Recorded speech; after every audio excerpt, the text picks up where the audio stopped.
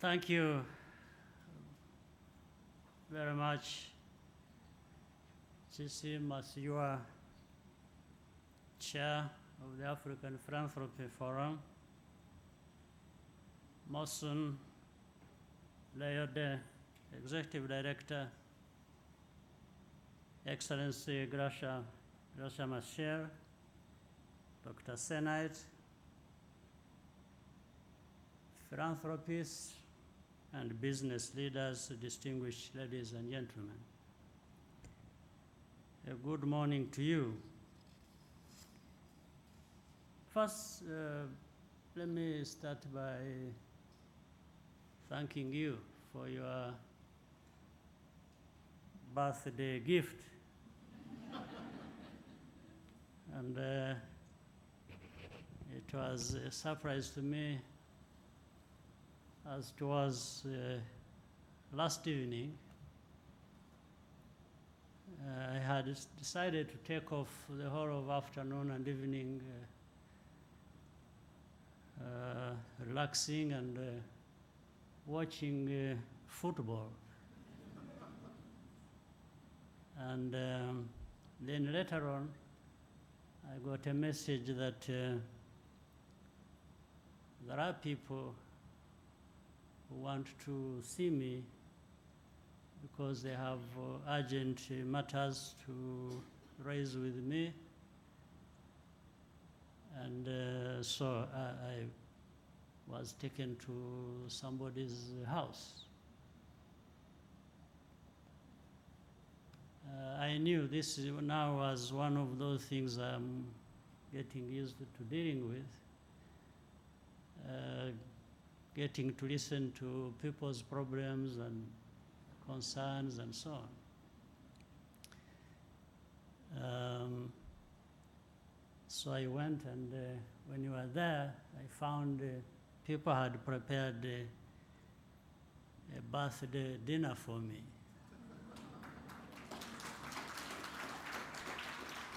These were family and friends.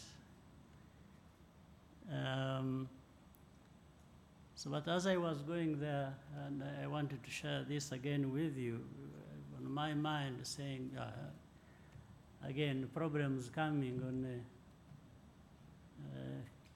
a Sunday that I had put aside for just resting and so on. I just wanted to say, and maybe it links with why we are here. I've listened to so many problems, most of which I cannot even provide a solution for.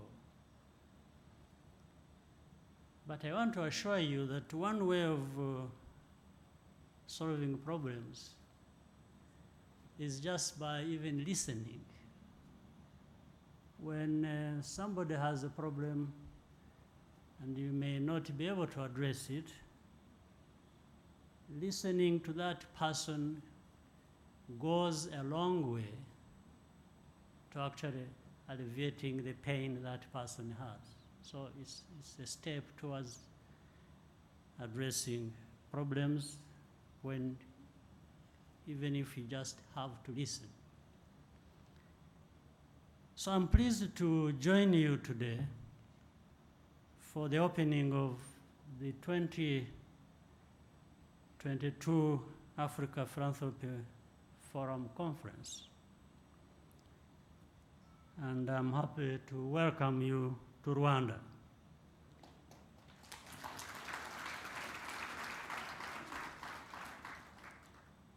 First, let me commend Tsitsi Masiwa and the entire Africa Philanthropy Forum leadership and team. Over the years, you have succeeded in building a platform that brings together philanthropists from all walks of life to collaborate and develop homegrown solutions for our continent. I therefore have no doubt that this is only the beginning of a very bright future. In recent decades, significant progress has been made to close the gender gap.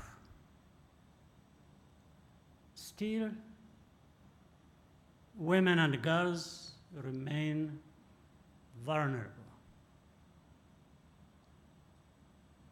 Even for all the rankings that were referred to about Rwanda, indeed, there is a lot more to do than we have actually done. And I wish to express my full support for the Africa Gender Initiative. This is an innovative way to bring together philanthropic actors to pool resources and make an impact on gender inequalities. Discrimination against women and girls is fueled by distorted mindsets that perceive women as inferior to men.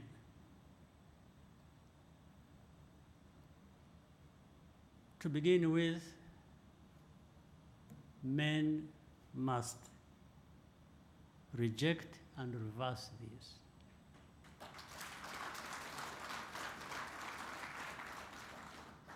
Now, even women, they must refuse that. They must say they are not inferior. Yet, African women hold important leadership positions and they are active agents of change. There is no need to reinvent the wheel. And every day, just in our own settings here in Rwanda,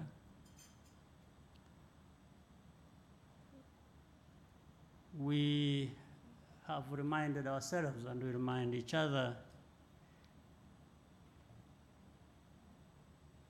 and every day we tell our women, our girls, that they should build on the opportunities that are available in our system, putting some provisions in the system is not enough alone. We have many women, in fact they outnumber men in the parliament. We have gender parity in the cabinet. We have, by all kinds of mechanisms, tried to raise women standing and positions in the places of responsibility. But that's not enough. That's never enough until the people themselves will actually take that responsibility and use it and do the very things that can help us to reverse that kind of situation. I therefore encourage all of us to build on this strong foundation, whether here or elsewhere, as there are many trying to carry out these kinds of efforts, and create more just and inclusive societies. For example,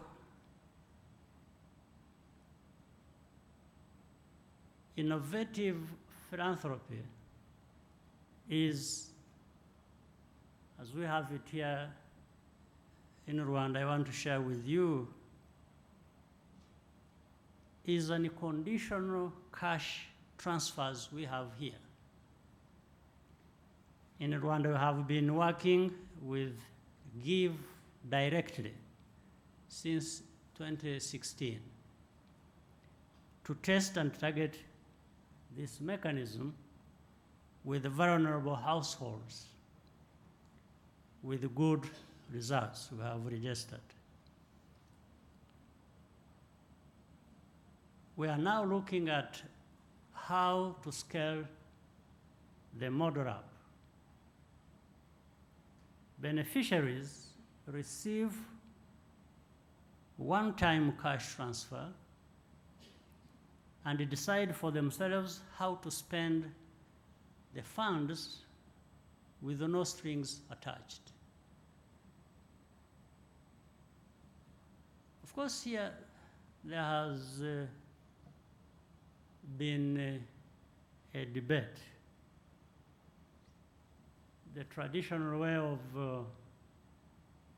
supporting these vulnerable groups is give them something, decide where they put it, and how they use it. Well, some cases you succeed. Maybe out of 10, 3 benefit. And with this way of giving cash to people and they decide what to do with it and so on and so forth, people are arguing that this is just throwing away money. And we are saying, no, we have to accompany that. And I think Dr. Senait said it earlier, government systems and working with this group, we just wanted to encourage people, and we have a discussion with them before they are given money, but not telling them where to put their money. Well, we advise them where not to put their money. At least we tell, and mostly these are men, when they get money, they should not just go spend it in a bus after receiving it, but rather, this is all we advise them. And I can assure you that the experience is maybe out of 10, 7 or 8 actually benefit, and you see the transformation beginning to take place. So now, if the question was, where do you lose more than the other, it is very obvious. You lose more by trying to keep hand-holding everybody and telling them how to spend that money, what they spend it on, and everything else they do. And I think there is more to lose there than when you give this money to people and they decide how to use it. And especially, a couple of things happen. One, from the beginning, they know this is the money in their hands. If they waste it, they are likely not to get any more money coming their way. Second, something more important is that they feel responsible. they feel they have been given responsibility for managing their own lives and transforming that.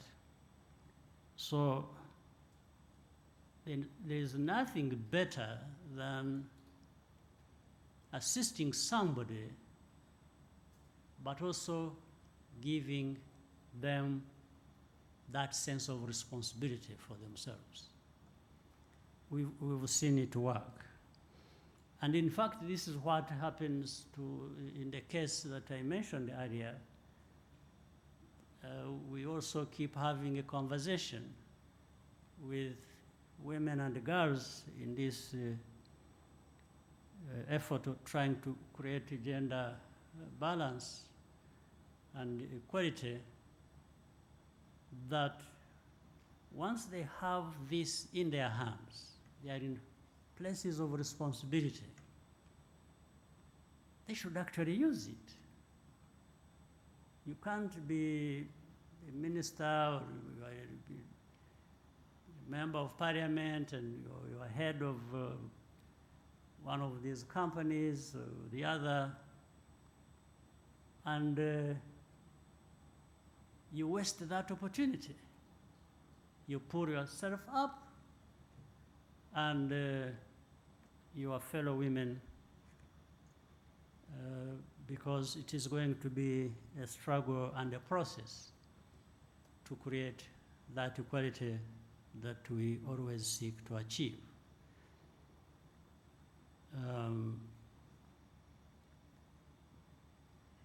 So this contributes to a more balanced and sustainable philanthropic relationship, because everyone has the right to choose the best way to better their lives, as I said earlier, when they are given this money. But this mirrors the challenge before us as a continent, as a world, as well. It's not just here in Rwanda. It is similar to other places. What may work here will work in other places, or what has worked in other places that we have established, most likely we apply it and we succeed. So we learn from best practices. Increasing philanthropic initiatives by African individuals and organizations is critically important, but not only because of money.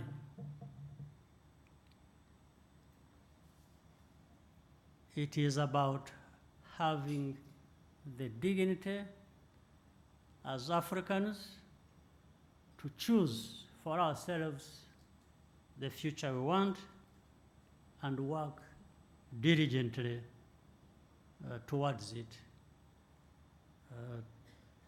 together.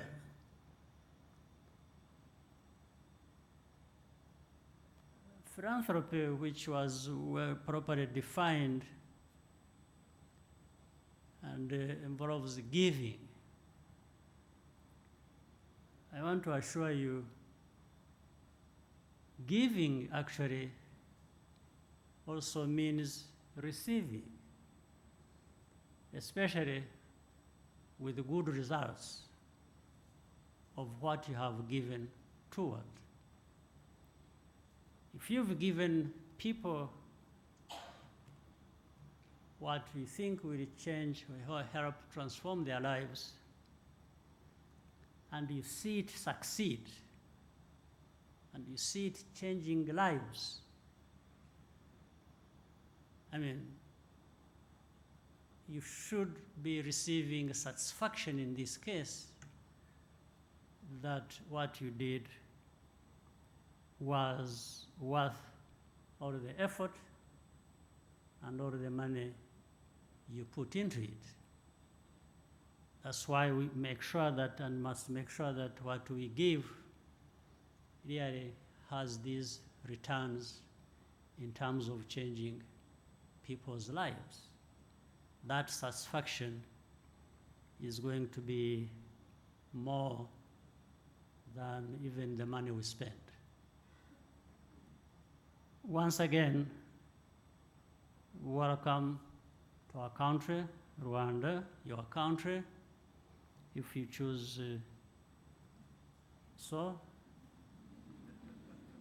I wish you a joyful stay in our country and a productive conference. Thank you so much for your kind attention.